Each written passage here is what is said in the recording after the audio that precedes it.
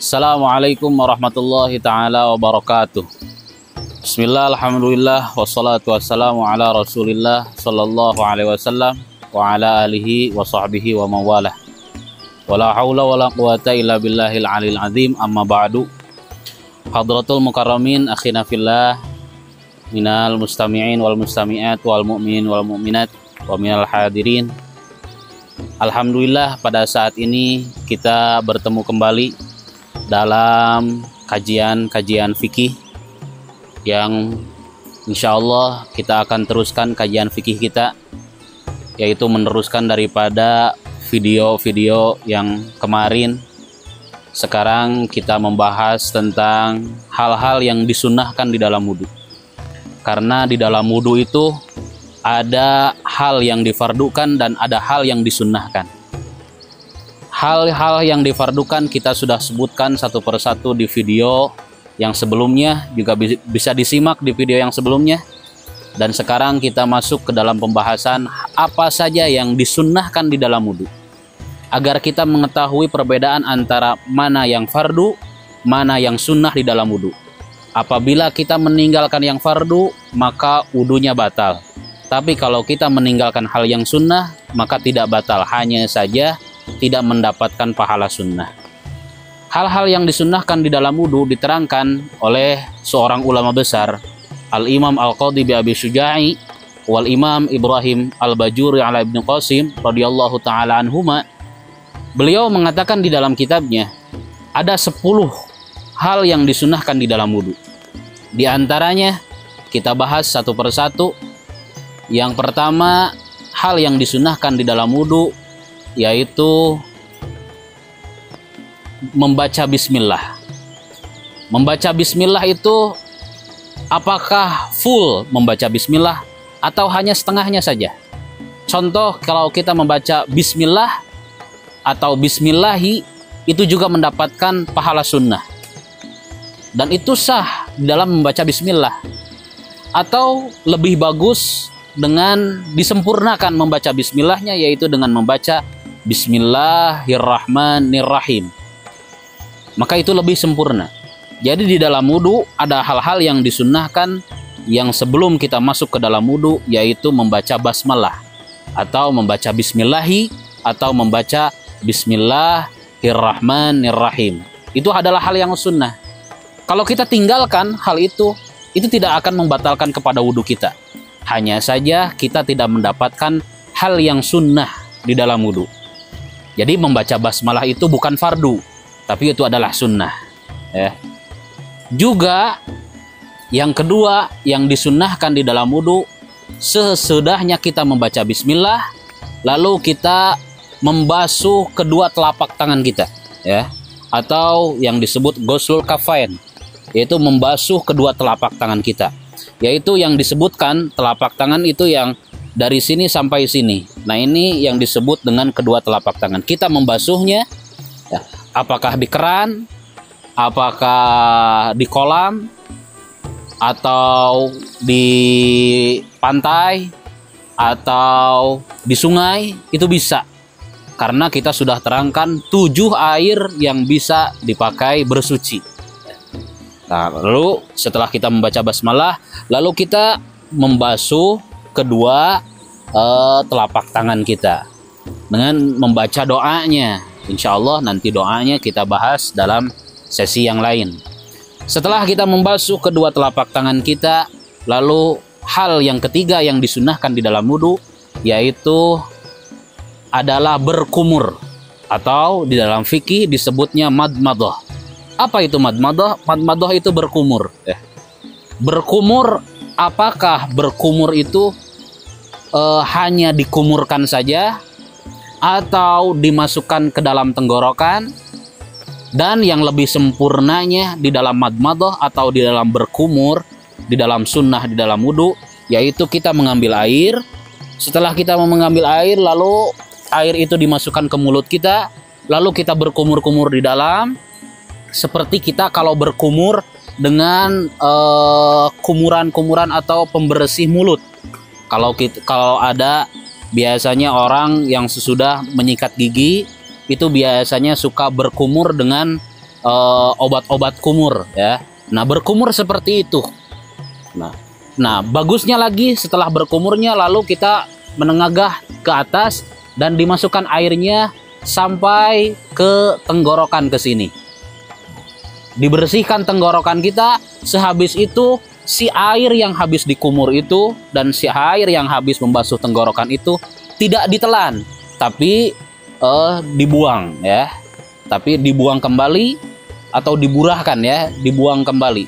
Itu adalah madmadah atau sunnah berkumur di dalam wudhu, atau yang suka disebut dengan madmadah ya. Kalau dalam fikih itu disebutnya madmadah. Bahkan dengan waktu yang seperti sekarang ini bagus untuk membersihkan mulut kita. Hikmahnya dalam berkumur, hikmahnya dalam madmadah itu sangat luar biasa ya.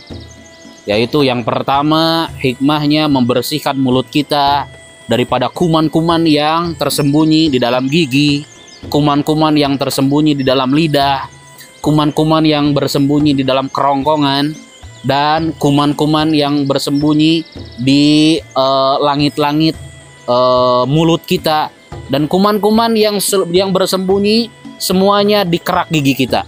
Itu akan bersih.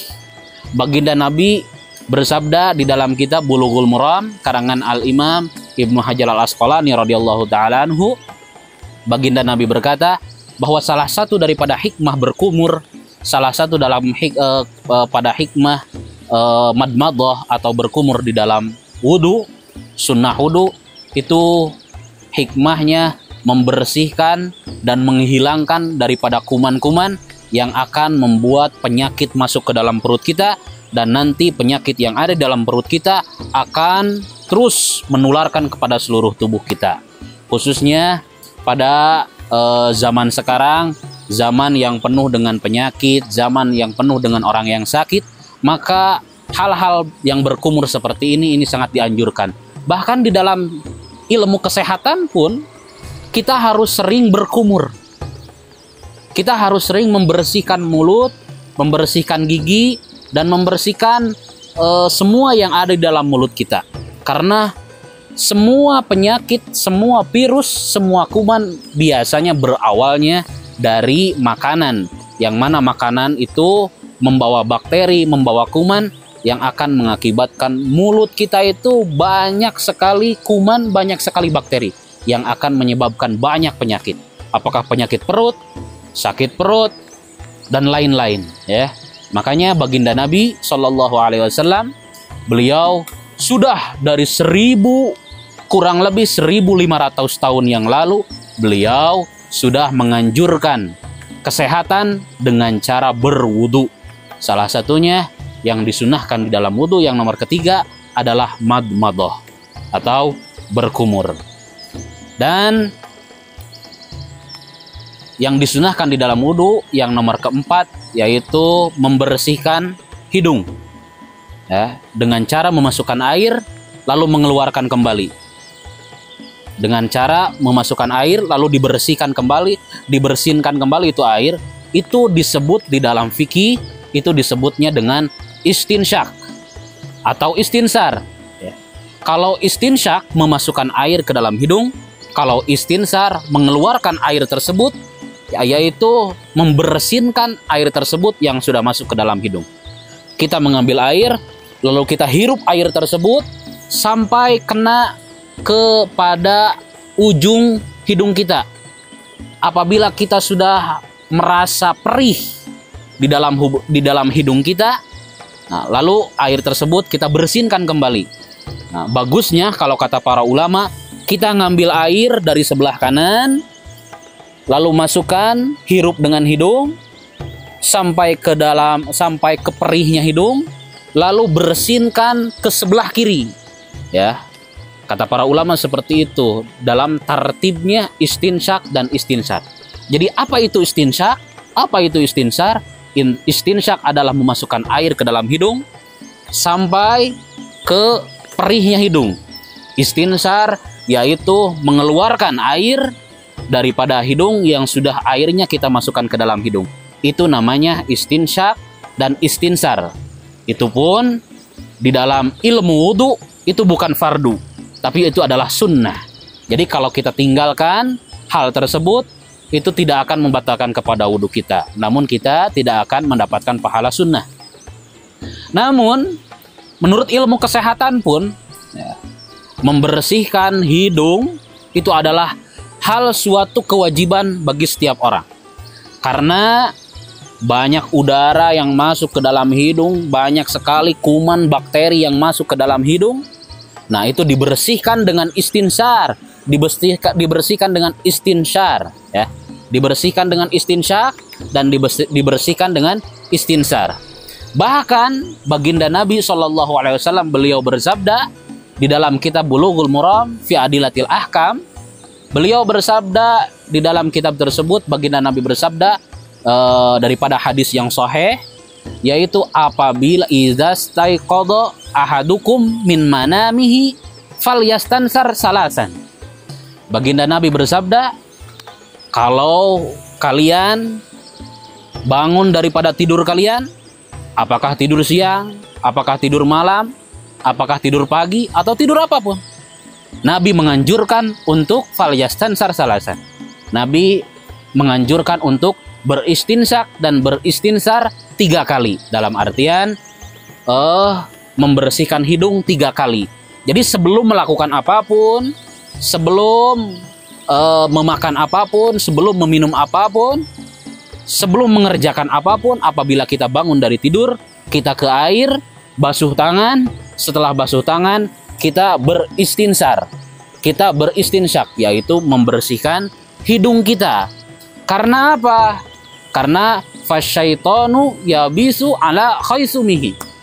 Baginda Nabi bersabda, apabila kita tidur, apabila seorang tidur, apabila seorang manusia sedang tidur, maka setan-setan itu membuat rumah di dalam hidung kita. Setan-setan itu membangun rumah, membangun sarangnya di dalam hidung kita. Maka baginda Nabi menganjurkan dan mensunnahkan agar begitu bangun tidur itu kita membersihkan hidung dengan cara istinsyak, dengan cara istinsar yang sudah tadi Al-Fakir sebutkan. Itu juga menjaga kesehatan ya. Kita sudah bekerja, kita sudah keluar dari rumah, menghirup udara yang baik, udara yang kotor, udara yang dari debu, dari kotoran dan lain-lain. Lalu kita pulang ke rumah, lalu kita istinsar. Sebelum tidur kita istinsar, bangun tidur kita istinsar, berwudu kita istinsar, setelah wudu kita istinsar, mau membaca Al-Quran kita istinsar, dan lain-lain. Maka hal tersebut akan menjaga kesehatan hidung kita, akan menjaga kesehatan badan kita, dan kita mendapatkan pahala daripada sunnahnya baginda Nabi besar Muhammad Sallallahu Alaihi Wasallam. Jadi hal-hal yang disunnahkan di dalam wudu, yang pertama tadi adalah membaca basmalah, bisa hanya dengan bismillahi atau dengan bismillahirrahmanirrahim. Yang kedua yaitu membasuh kedua telapak tangan atau ghusl kafain. Yang ketiga yaitu madmadah. Apa itu madmadah? Madmadah yaitu berkumur. Yang ketiga, yang keempat yaitu istinsyak atau istinsar, yaitu membersihkan hidung. Juga baginda Nabi menganjurkan agar setiap kita kalau bangun dari tidur, kita beristinsyak dan kita beristinsar. Insya Allah semuanya hal-hal yang disunahkan di dalam wudu ada 10. Baru kita bahas 4. Insya Allah kita bertemu kembali di dalam video yang lain dan di dalam kesempatan yang lain untuk melanjutkan yaitu sunnah dalam wudu yang nomor 5 sampai nomor 10. Sekian dari Al-Fakir. Semoga apa yang Al-Fakir sampaikan bermanfaat bagi semuanya dan juga bermanfaat bagi Al-Fakir pribadi, dan semoga kita semua bisa menjalankan ibadah dengan sesungguh-sungguhnya, dan semoga semakin ketakwaan kita, ibadah kita, keimanan kita bertambah dan sempurna di hadrat, di hadapannya Allah Ta'ala. Amin. Amin ya rabbal alamin. Dan semoga dengan kita mengikuti sunnah-sunnahnya baginda Nabi besar Muhammad SAW, kita mendapatkan syafaatnya daripada baginda Rasulullah sallallahu alaihi wa ala alihi wasallam. Jangan lupa disimak video-video yang lainnya karena masih banyak kajian-kajian fikih yang lainnya, dan jangan lupa untuk di subscribe, di like, di komen, dan ditekan loncengnya setelah subscribe, lalu tekan loncengnya agar selalu mendapat notifikasi pemberitahuan kalau ada video-video terbaru daripada kajian-kajian fikih Al-Fakir. Jangan lupa semuanya untuk selalu menyimak dan semoga bermanfaat bagi semuanya. Wal afu minkum, wassalamualaikum warahmatullahi wabarakatuh.